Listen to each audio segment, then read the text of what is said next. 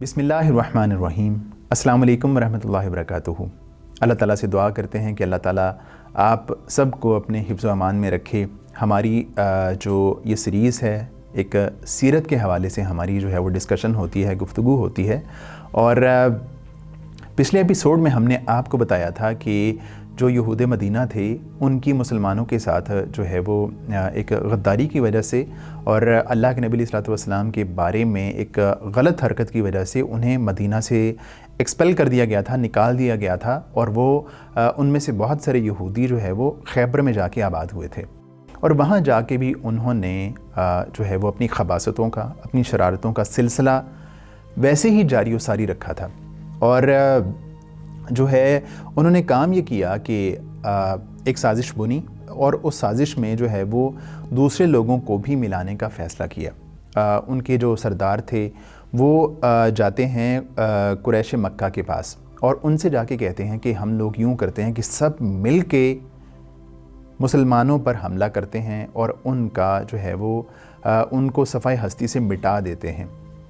और कुरैश मक्का इस बात पे एग्री हो गए, तैयार हो गए। वो तो पहले ही इस तरह की कोई बात चाहते थे कि हमें मुसलमानों पर हमला करने का कोई मौका हाथ आए।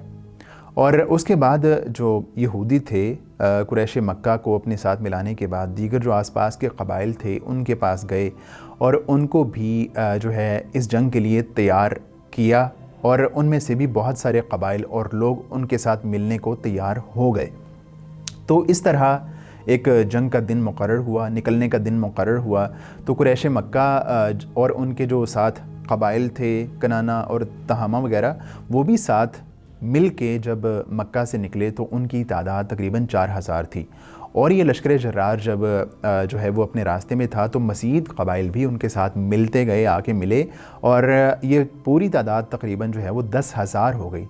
10,000 का ये लश्कर जो है वो मदीना मुनव्वरा की तरफ जो है वो रवां दवां था। तो ऐसे में जो मदीना की क़यादत थी, मुसलमानों की क़यादत थी, वो भी जो है वो पूरी तरह चौकस थे, अलर्ट थे कि मुसलमानों पर हमला हो सकता है। तो अल्लाह के नबी सल्लल्लाहु अलैहि वसल्लम को जब इस बात की ख़बर मिली तो आप सल्लल्लाहु अलैहि वसल्लम ने सहाबा किराम से मशवरा किया।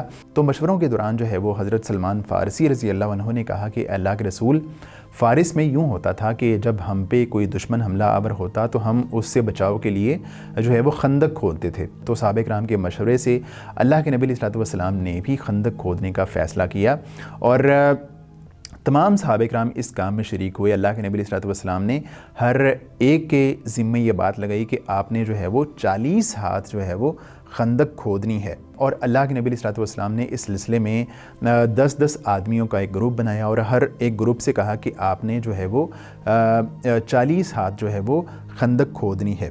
तो इस काम में सारे लग गए। अल्लाह के नबी सल्लल्लाहु अलैहि वसल्लम भी इस काम में बनफ्स नफीस ख़ुद जो है वो इसमें शरीक रहे और सहाबा इकराम का साथ देते रहे। और अल्लाह के नबी सल्लल्लाहु अलैहि वसल्लम इस मौके पे सहाबा इकराम को इत्मीनान और तसल्ली भी देते रहे और अपनी ज़बान से ये अल्फाज़ कहते रहे, अल्लाहुम्मा ला आइशा इल्ला आइशुल आखिरा, ए अल्लाह ज़िंदगी तो बस आखिरत की ज़िंदगी है। और इस तरह के मुख्तलिफ़ अशार कहते रहे। और चूँकि ये खंदक खोदने के दिनों में गर्मी बहुत ज़्यादा शदीद थी और भूख का आलम ये था कि बाज़ सहाबा इकराम ने भूख से अपने पेट पे पत्थर बांध रखे थे।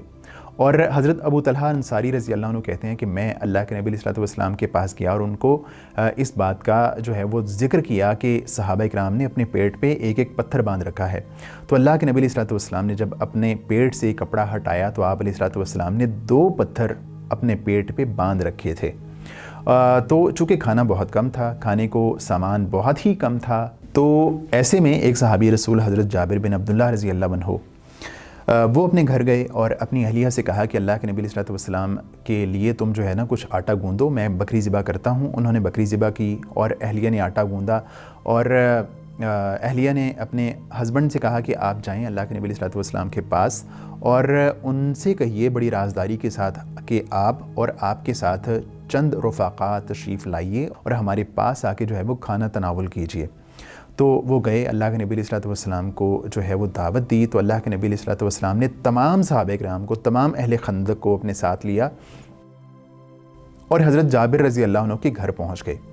और چونکہ کھانا کم تھا اور آٹا بھی کم تھا، روٹیاں کم تھیں، تو جو میزبان تھے وہ پریشان ہوئے۔ تو اللہ کے نبی علیہ الصلوۃ والسلام کی برکت سے تمام صحابہ کرام نے جو ہے وہ کھانا کھایا، پیٹ بھر کے کھانا کھایا، خود اللہ کے نبی علیہ الصلوۃ والسلام نے کھانا کھایا، تمام صحابہ کرام نے کھانا کھایا۔ جو ایک بکری کا گوشت تھا اس میں ذرا بھی کمی واقع نہیں ہوئی، اور جو تقریباً 2.5 سیر آٹا تھا اس کی جو روٹیاں پکائی گئیں وہ آٹا بدستور ویسے ہی باقی تھا، اور اللہ کے نبی علیہ الصلوۃ والسلام کی برکت سے گوشت اور وہ آٹا اور روٹیاں اسی طرح باقی رہیں، اتنی ہی باقی رہیں، اور اللہ کے نبی علیہ الصلوۃ والسلام اور تمام صحابہ کرام جو ہے وہ سیر ہو کے کھانا کھاتے رہے۔ اس کے بعد ایک معاملہ یہ پیش آیا کہ جب صحابہ کرام خندق کھود رہے تھے تو خندق کھودتے کھودتے کیا ہوا کہ ایک بڑا پتھر آ گیا جس کو توڑنا صحابہ کرام کے لیے ممکن نہیں تھا۔ بعض صحابہ نے کوشش کی لیکن اس میں کامیاب نہیں ہو سکے۔ تو ناظرین کرام، اللہ کے نبی علیہ الصلوۃ والسلام سے بعض صحابہ نے اس کا تذکرہ کیا کہ جو پتھر ہے وہ ٹوٹ نہیں رہا، تو اللہ کے نبی علیہ الصلوۃ والسلام نے خود کدال پکڑی اور اس پتھر کے پاس گئے، آپ نے بسم اللہ پڑھ کے ضرب لگائی، تو آپ نے فرمایا کہ اللہ اکبر، مجھے ملک شام کی کنجیاں دی گئی ہیں، واللہ میں اس وقت وہاں کے سرخ محلوں کو دیکھ رہا ہوں۔